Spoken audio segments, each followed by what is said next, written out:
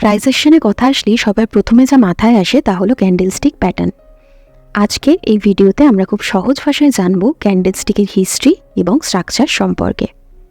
কিন্তু তার আগে এই চ্যানেলটিকে সাবস্ক্রাইব অবশ্যই করবেন টেকনিক্যাল অ্যানালাইসিস সম্পর্কে আরও নলেজ গেইন করার জন্য।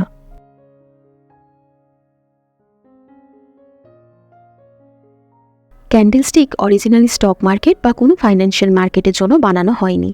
জাপানে বসবাসকারী মানুষজন ক্যান্ডেলস্টিক ইনভেন্ট করেছিলেন চালের প্রাইসকে ট্র্যাক করার জন্য। আপনারা ঠিকই শুনেছেন। এমনটা মনে করা হয় যে জাপানে 18th সেঞ্চুরিতে ক্যান্ডেলস্টিক ইউজ করা হতো শুধুমাত্র চালের প্রাইসকে ট্র্যাক করার জন্য। তাই জন্য এটিকে জাপানিজ ক্যান্ডেলস্টিকও বলা হয়ে থাকে।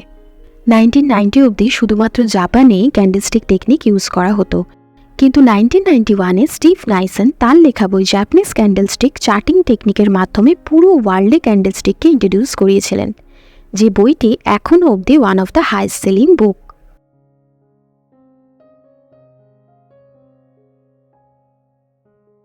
স্ক্রিনে এখন যেটা দেখছেন সেটা হলো একটা ক্যান্ডেলস্টিক।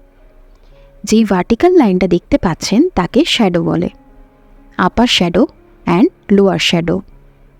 ক্যান্ডেলস্টিকের শ্যাডোকে উইকও বলা হয়ে থাকে, মানে আপার উইক এবং লোয়ার উইক। মাঝখানে যে ব্লক মতো পোর্শনটা দেখতে পাচ্ছেন তাকে বলা হয়ে থাকে ক্যান্ডেলস্টিকের বডি বা রিয়েল বডি। রিয়েল বডি আমাদেরকে এক নজরে এই ট্রেডিং সেশনে প্রাইস ইনক্রিজ হয়েছে নাকি ডিক্রিজ হয়েছে সেই ইনফরমেশনটা দেয়। যেখান থেকে ক্যান্ডেলের বডি স্টার্ট হয় সেটা হলো ওপেনিং প্রাইস, আর যেখানে বডি ক্লোজ হয় সেটি হলো ক্লোজিং প্রাইস।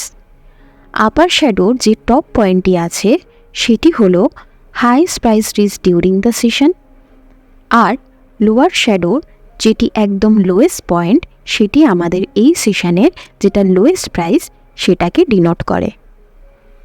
চলুন একটি এক্সাম্পলের সাথে বুঝে নেওয়া যাক।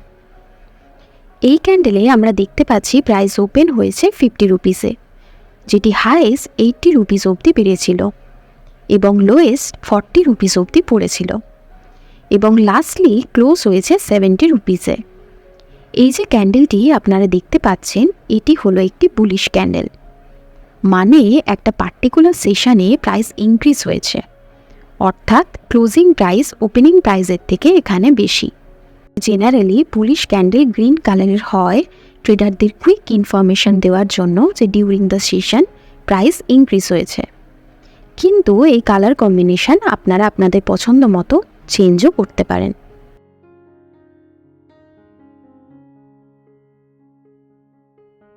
এখানে যে ক্যান্ডেলটি এখন আপনারা দেখতে পাচ্ছেন এটি একটি বেয়ারিশ ক্যান্ডেল, মানে during the session price decrease হয়েছে, অর্থাৎ ক্লোজিং প্রাইস ওপেনিং প্রাইসের থেকে এখানে কম।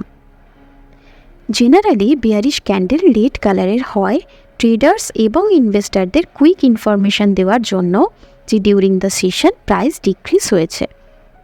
বেয়ারিশ ক্যান্ডেলের স্ট্রাকচার সেমই হয়, শুধু যেটা ওপেনিং প্রাইস সেটা ক্যান্ডেলের উপরের দিকে থাকে এবং যেটা ক্লোজিং প্রাইস সেটা ক্যান্ডেলের নিচের দিকে থাকে।